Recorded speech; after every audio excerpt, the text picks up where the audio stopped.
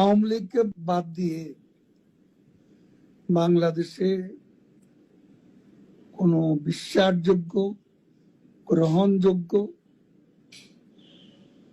নির্বাচন, নিরপেক্ষ নির্বাচন হতে পারে না এবং তারা নিজেরাও আদৌ নির্বাচন দেবে এ ব্যাপারে আমরা যথেষ্ট সন্দিহান।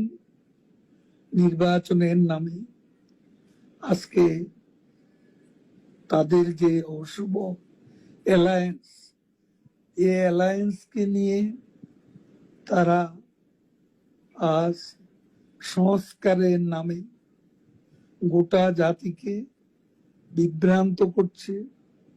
আজকে বিচারের নামে ক্যাঙ্গারু কোর্ট বসিয়ে প্রহসন করছে। এই ধারা আমরা গুড়িয়ে দেব এবং এর বিরুদ্ধে আমাদের প্রতিরোধ চলবে।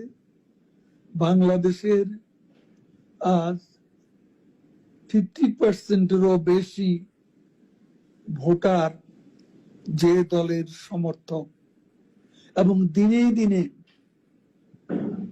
শেখ হাসিনার পক্ষে জনমত বাড়ছে, সেই দলকে বাদ দিয়ে এদেশে